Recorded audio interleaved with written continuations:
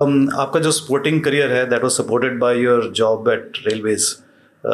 जिस तरह से एम एस धोनी भी टिकट कलेक्टर की तरह उन्होंने शुरू किया, लेकिन जैसे वो इंडिया के लिए खेलना शुरू किया तो उन्होंने वो जॉब करना बंद कर दिया। लेकिन आपने नहीं किया, आप इंडिया खेलने के बाद भी आप रेलवेज में रहीं, बैंड्रा में प्रैक्टिस करती थी, लोकल ट्रेन लेकर बॉम्बे सेंट्रल जाती थी।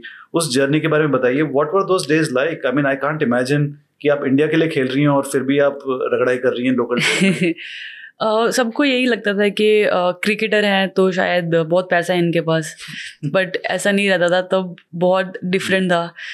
We were not earning that much, but सबको ये रहता था कि क्रिकेट के through we will get government job, क्योंकि सबको अपनी लाइफ सिक्योर करने की रहती थी। और उस टाइम पे सिर्फ एक ही ऑप्शन रहता था, वो था रेलवेज। और उस टाइम पे डायना मैम ने जॉब ऑफर करा था मुझे, और जो मैंने टर्म्स उनको रखी कि मुझे बैंड्रा में रहना है बिकॉज वहाँ पर अच्छी फैसिलिटीज़ है, सब कुछ। Like what ever I asked she gave me everything that time.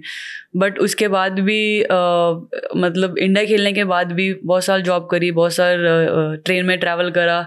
तो एक दिन तो ऐसा आया था कि मैम मतलब जहाँ तो मैं क्रिकेट खेल सकती हूँ, जहाँ जॉब कर सकती हूँ, दोनों के बीच में मतलब मैं पिस रही हूँ, फोकस नहीं हो पा रहा क्योंकि मेंटली बहुत ड्रेन हो रही हूँ।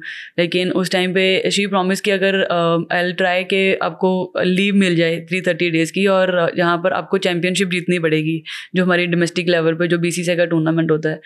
तो उस टाइम पर ये था कि कैसे भी करके ये चैम्पियनशिप जीतनी है, then only will get off. क्योंकि एक तो वी वर रिप्रेजेंटिंग इंडिया, उसके बाद 3 से 4 घंटे ऑफिस के लग जाते थे और टाइम नहीं मिलता था ट्रेनिंग करने का। तो इम्प्रूवमेंट का जो स्कोप मैं पहले भी बात करी थी वो वापस 0 पे आ गया था। तो आई थिंक उस टाइम पर उन्होंने इतना सपोर्ट करा कि अभी भी रेलवेज की टीम को अगर आप चैम्पियन बनते हैं तो दिल गेट 330 डेज ऑफ, बिल्कुल ऑफिस नहीं जाना पड़ता और you can focus on your game.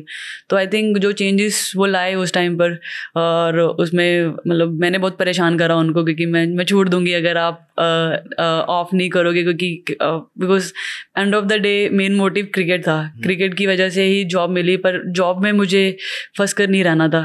आई मतलब चाहिए थी मुझे जॉब, बट क्रिकेट के ऊपर नहीं थी। बट आई थिंक उन्होंने अंडरस्टैंड करी वो सारी फीलिंग्स, और उसके बाद जो रूल्स लाए कि अगर आप चैम्पियनशिप जीतते हो डोमेस्टिक पे और आपको 330 डेज ऑफ मिलेगा, तो I think that was also a turning point for all the railways player. ये रैना मैम जब बात करें, वो रेलवेज की स्पोर्ट्स अथॉरिटी की जो इंचार्ज थी, उन्होंने बहुत कुछ किया स्पोर्ट्स के लिए, क्रिकेट के लिए स्पेशली।